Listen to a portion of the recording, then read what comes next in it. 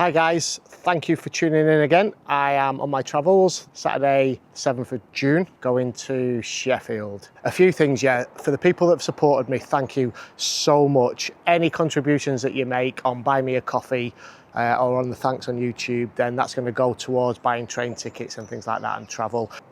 The whole reason I'm doing this, well, there's multiple reasons, but I'm wanting to raise awareness and I'm trying to give different examples and talking points every time I go out so that you guys can use these when you're having these conversations with people as well. I know I've probably overdone the Fallon Fox example. I've got a few more examples up my sleeve as well. Sue has been fantastic. Sue's doing research for me. I'm going to talk about Amain Khalif, the boxer, the Algerian boxer.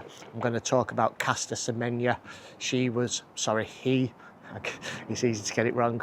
He was the runner in the 2012 Olympics, but classed and identified as a female. And I'll talk about that as well. There's other topics of sports. Here's my train now. There's other topics of sports coming. Particularly Welsh rugby, and I'll talk about that. Right, I'm gonna go because I've got to jump on the train. But thanks again, guys. I'll see you in the next video. Okay, guys, just arrived in Sheffield. I'm a bit later starting than I thought I would be. Reason for that is I got a call from Chester Police and they wanted a statement for what happened in Chester last weekend. So I spent maybe 45 minutes giving a statement. I was sat in the train station in the cafe there talking to the same PC that did the arrest. There's been a counterclaim against me for assault by the person that squirted me with the syrup. So I added a bit of information to the police about the second party that was involved that came over, grabbed me and tried to push me off the person that squirted me. So I've made a claim of assault against that person because, as some of you have mentioned in the videos, that person came up earlier and I believe went away. That person went away. Oh, something's going on there. That person went away, phoned up the syrup attacker and called it in, so it's premeditated. But there has been a counter allegation made against me. So watch this space. Anyway, all right. I'm here to have conversations if you want to chat. So what I've noticed... Hi, mate. Once again, I'm not your mate. Finish your pint before you think about joining my legion and have a good Armageddon day.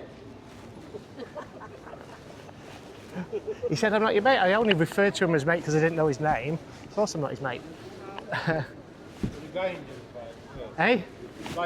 Yeah, he said have a pint first. Yeah. So yeah, I'm here in Sheffield. I've looked around. I passed the university. There's lots of students about, so I think I'm going to get a bit of opposition to my message. So hopefully we'll have some good conversations with them. Cheers, mate. Thank you. Yes, boss, no. Thank you.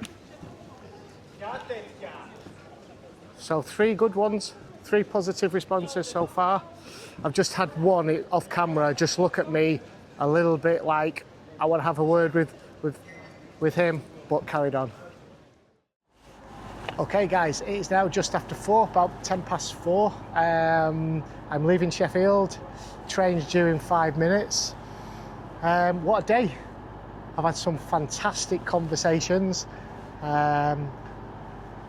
mainly with people that disagree with me, but I mean I had loads and loads of support, but it's just that the conversation went on for literally, it felt like hours, definitely maybe an hour and a half, close to 2 hours, with one group of young people in the 20s who disagreed with me. It started off with a 25-year-old young woman who's identifying now as a man, and I just let her speak and she told me a whole story, and it's really important.